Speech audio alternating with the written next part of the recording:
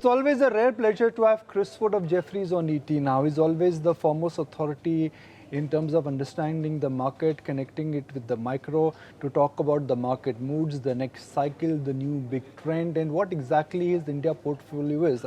I just want to establish a few facts for our viewers that why am I insisting on calling Chris Wood as one of the foremost authorities is because Chris has been a long India bull. He, for the longest time, has been a big votary of India over China. He was able to identify mega trends like real estate back in 2005, 2006. He's been a big votary of Prime Minister Narendra Modi and his good work. He's always argued that in India, the real estate cycle and private sector banks have a long way to go. In 2023, Chris Wood was amongst the first one who identified why you should go long on Zomato. And last year, when Indian markets were reaching slightly frothy, he was amongst the first one to say that it's time to go marginally underweight on India. So, Chris, what a delight to have you back on ET now. Thank you for joining us. Chris, the global big picture is the following. Long live dollar. America will be the dominant market to reckon with. We've seen of late massive outperformance in American stocks, good comeback in the American dollar, and flows are migrating back into emerging markets. How long do you think this trend will stay, and how long do you think it will continue? A very good question, Nikunj. So my view is that my view until proven wrong, is that the US stock market reached an all-time peak of share of world stock market capitalization at the end of last year. To be precise, on December the 24th, I think the US reached about 68% of the world MSCI all-country index. In my view, that is an extreme overvaluation and probably represents a massive peak. And my view going forward is that US equities underperform. This almighty peak in the US equity market, both from a relative and absolute return performance, also went hand in hand with growing commentary around US exceptionalism as applied to the stock market. Personally, I do not believe in US exceptionalism as applied to the stock market. I think there's one area where the US has long been truly exceptional in economic and financial matters, and that is that the US prints the reserve currency of the world. On the US dollar, I was not surprised to see the US dollar rally on Donald Trump's election victory. The same thing happened in 2016. The reason for the dollar rally is that cyclical optimism on the US improved. That was best reflected in a vertical spike in the small companies confidence index, reflecting the fact that probably 99% of owners of small businesses in America are Donald Trump supporters. But my base case for now is that the same thing will happen as happened in 2016. That is that the dollar peaked when Donald Trump entered the White House. That's what happened in the first Trump administration. That's my base case today. It's also a reality that Donald Trump doesn't want a strong dollar. So in my view, the dollar's in a peaking out process here, and the US stock market is peaking out as a percentage of world market cap. So Chris, how long do you think this overhang will continue? Because a big reset button has been pressed. From globalization, we are moving to deglobalization, and it is generally believed that anything which is good for America is bad for emerging markets. The tariff thing is a different issue. So Donald Trump's agenda as regards economic policy is, I have to admit, fundamentally contradictory. There's two aspects of Donald Trump's agenda which should be very positive for the US stock market, US economy. That is tax cuts and deregulation. But there's two other aspects of the agenda, namely, which should be bearish for growth. They are tariffs and, cutting back on immigration. So the question is which of these two forces will prevail? My base case is that the tax cuts and the deregulation will end up prevailing over the tariffs and the control of imports. But clearly right now there's a lot of noise. And right now, that noise creates uncertainty. And right now, I maintain my base case that the tariffs won't be as bad as feared. Clearly, that threat is still out there. So, Chris, if I extend the timeline rather than today and tomorrow, next 12 months and so, how do you see the sequence of events really moving out?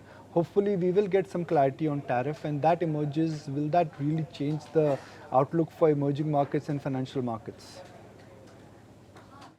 Well, I'm hoping we get clarity on the tariffs sooner than 6 months, I must say. I think, you see, because in my view, these tariffs are first and foremost a negotiating tactic. So that's my base case. So I'm hoping that the tariffs do not prove to be as big a deal as currently threatened. But if I'm wrong on that, the tariffs in the short term will be inflationary. In the longer term, they'll be negative for growth. But I think the most important thing going on right now is not the tariffs. I'm talking about economic policy here. It's the agenda of Elon Musk at Dodge, where Elon Musk has got a very ambitious target of cutting $2 trillion from the, I believe it's $9 trillion federal government budget by the middle of 2026. And this is a dramatic target. And Elon Musk is saying when the market starts to believe I'm serious, then that will cause treasury bond yields to go down. So we have seen so far that we've seen the treasury bond market rally. And in my view, if Dodge did not exist, and if the Elon Musk's cost-cutting agenda did not exist, the 10-year bond yield in the US would be higher than where it is today. But while the Elon Musk agenda, few investors believe this is possible to cut $2 trillion from the federal government budget. But obviously, Elon Musk is not a typical person. So if Elon Musk, based on his track record of getting things done, if he actually spends 6 months in Washington before he can achieve an awful lot. But the more successful his cost-cutting program is, while that will be very bullish for the US in the medium term and boost productivity, in the near term, such dramatic cuts, if they're achieved, will be negative for US economic growth, because a big reason for the US economy's resilience in recent years has been very big fiscal deficits. So the US fiscal deficit, based on the most recent numbers, is still running at over 7% of GDP, and that's before Donald Trump wants to do tax cuts on top of that. I just want to set the context here for our viewers before I just go to Chris for the next question, which is that Chris exactly about 12 to 13 months ago did call out that it was time to marginally cut your exposure to India, because middle of September, October, the markets had started becoming expensive. So Chris, you had cut your India exposure, or you were advising your clients to cut their India exposure. Are you looking at increasing your India exposure after the recent leg of decline? No, I have to. No, I cut my weighting in India in my relative return portfolio to only a little over neutral. However, from a big overweight, but in my greed and fear long-term portfolios where I have stocks, I've cut India much less, because I still believe India is the best structural story in Asia and in fact globally. So while I was right to cut in my model portfolio, I definitely could have reduced India more in my greed and fear portfolios on a tactical basis. And I have to admit, the correction, the correction doesn't surprise me, because in fact one was expecting, what surprised me was how long it took for the correction to happen. So last year we first had the surprise election result, and the market basically managed to deal with that very well. Then the market did dealt with the introduction of the capital gains tax much better than I would have expected. So that was a big surprise. And then I think what eventually, two factors which eventually caused the market to correct much more sharply. I believe first, the supply of equity by the fourth quarter of last year started to catch up with the demand for equity, and Indian corporates, for very understandable reasons, when they saw very high valuations, most particularly in the mid-cap space, raised equity. Because with the valuations on offer, it made sense to raise equity even if you didn't need the money immediately. So that supply caught up with demand, but I think another thing which has made the correction worse is we had quite significant, and also has contributed to the economic slowdown we saw in recent months in India, is we had a quite significant tightening of both monetary policy and credit policy. And I'm not talking about just raising rates, I'm talking about the RBI basically monitoring loan deposit ratios, so guiding banks to keep their loan deposit ratios down. And I'm talking about more sort of bottom-up precautionary regulation on unsecured consumer credit, micro-lending and the like. So that has definitely contributed to the correction. Plus the central bank was supporting the currency, which had the effect of being negative for liquidity. So there's definitely a liquidity tightening driver of this correction. And the other thing clearly is the very high valuations in the mid-cap space. So to me, this is primarily this correction is primarily driven by technical factors in terms of compression of valuations, most particularly in the mid-cap area. It's not driven by any major macroeconomic problem. But if you ask me, is the correction over as of today? The big risk for the Indian market right now and other markets is it's looking like the US equity market's begun a correction. So that will, if that's true, that US if the US equity market's correcting, it will also keep pressure on Indian equity. So but the good news is that India had already corrected quite significantly before the US stock market started to show weakness, because the relative weakness in the US stock market has only really started this calendar year. So in the light of the decline in US market which has started, how do you think that would specifically impact India? Could India outperform this fall, or we are likely to align with global fall further?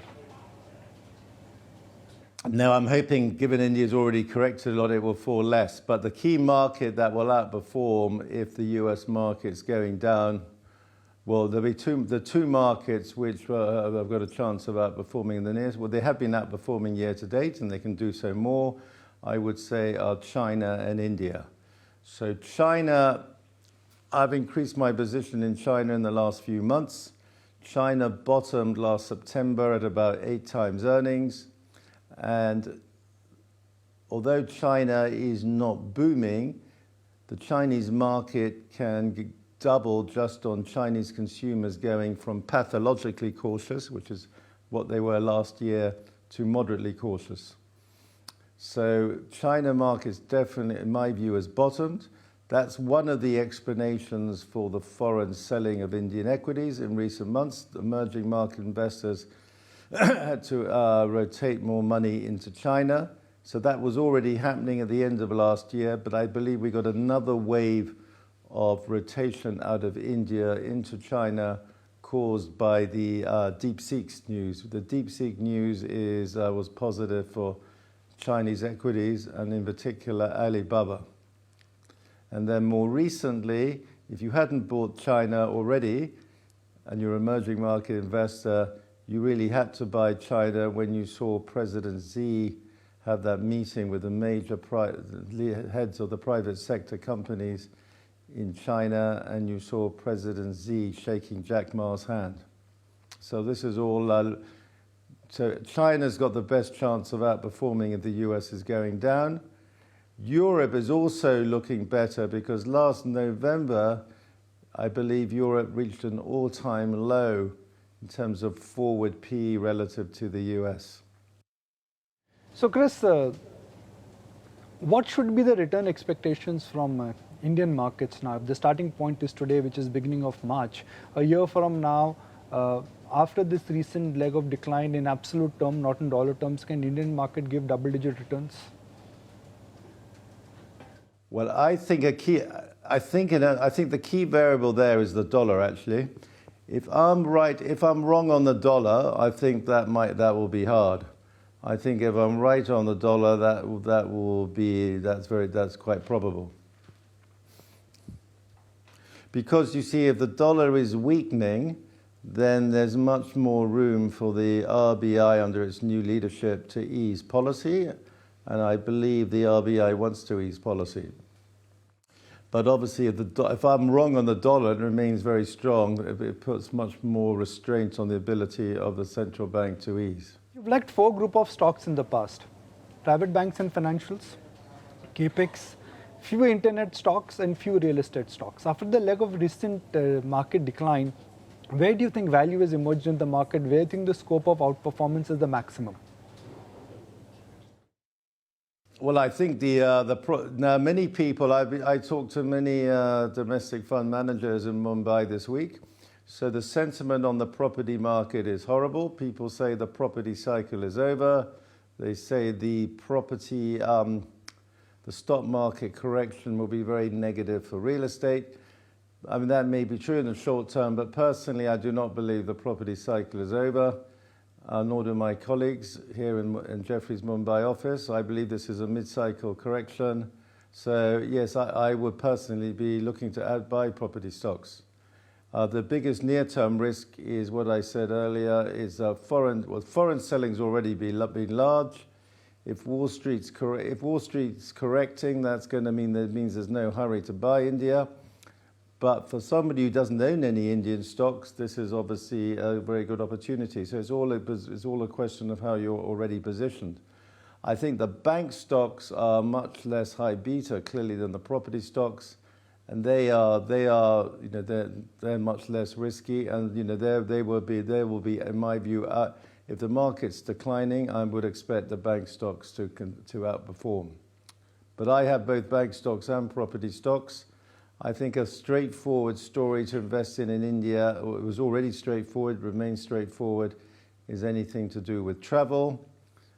But in terms of how the fund managers locally are positioning, people have been, the budget this year, I think, has been quite significant in driving market sentiment.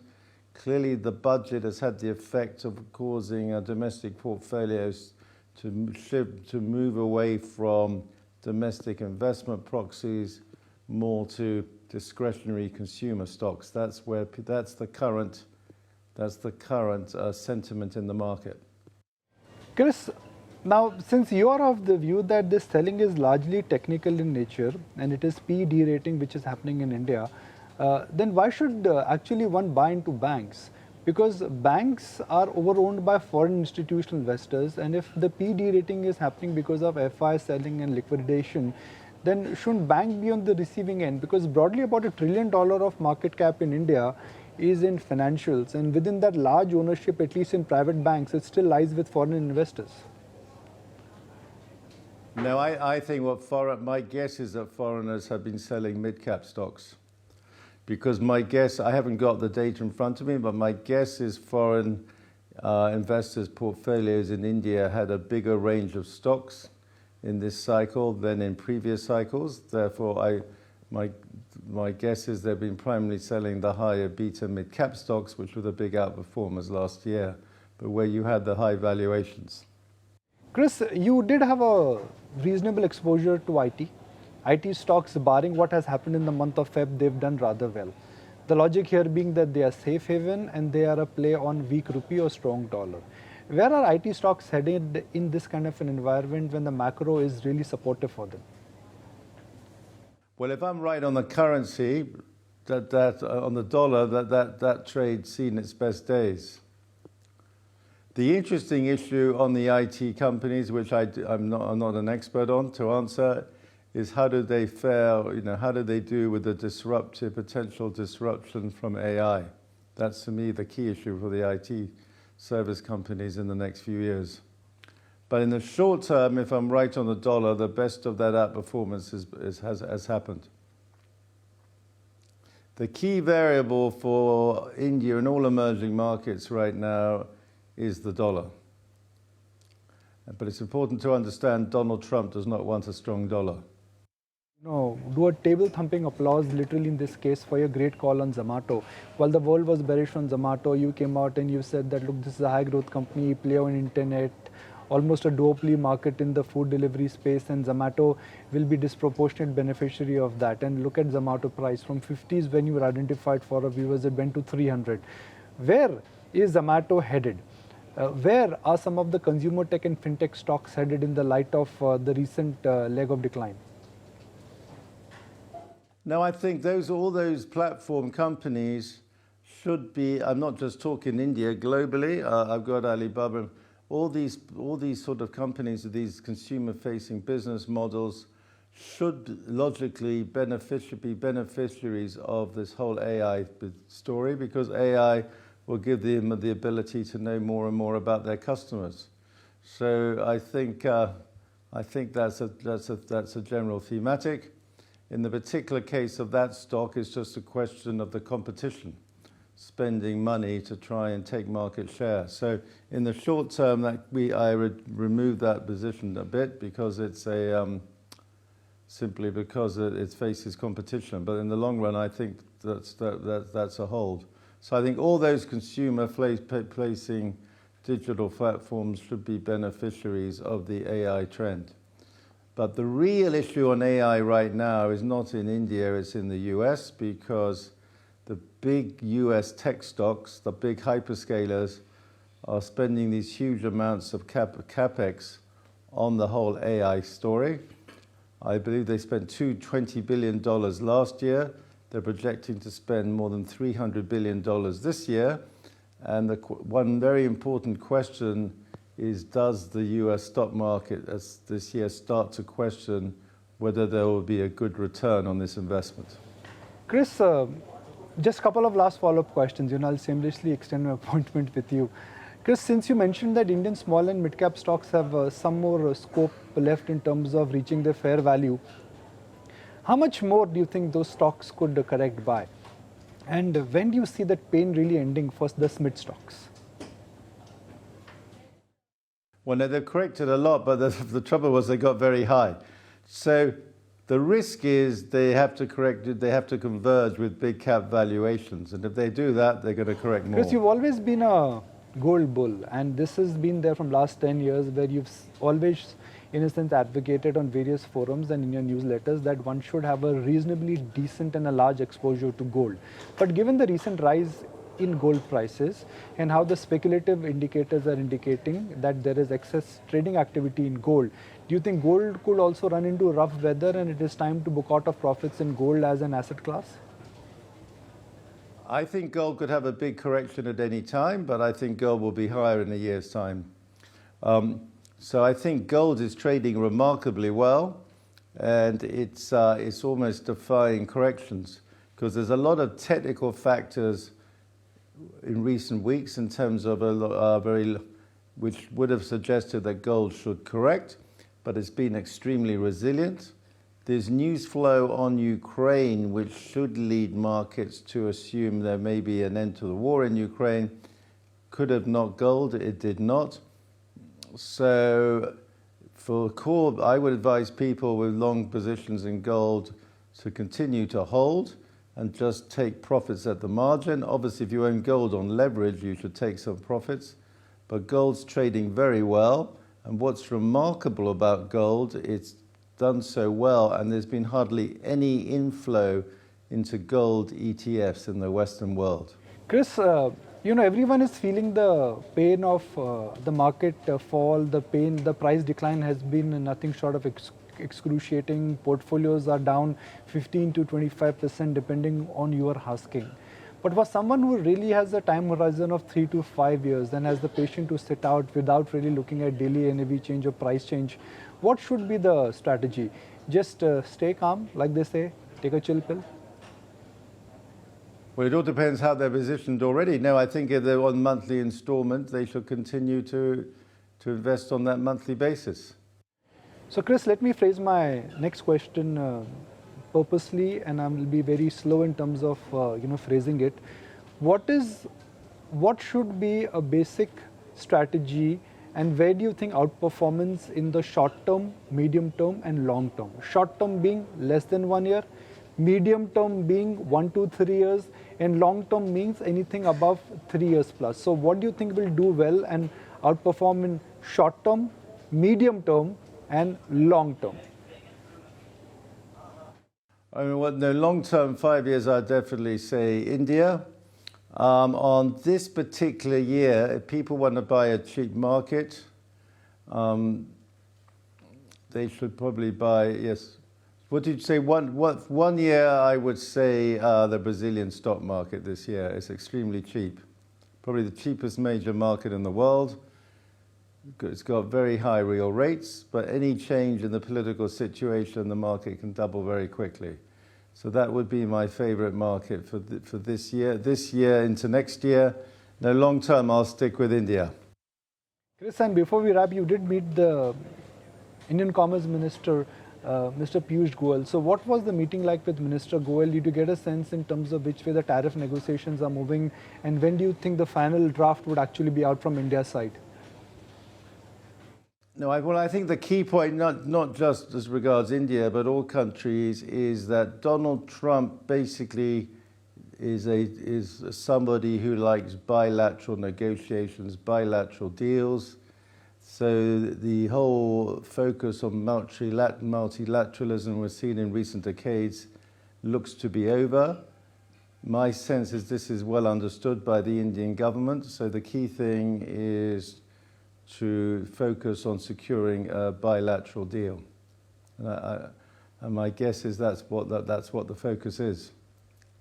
It's not my guess. Based on more than several meetings this week in India, that clearly is where the focus is. Well, Chris, would really appreciate your time, and thank you so very much for joining us on ET Now. And I certainly look forward to hosting you at our ET Now studio in our next visit. Nikunj, good to talk.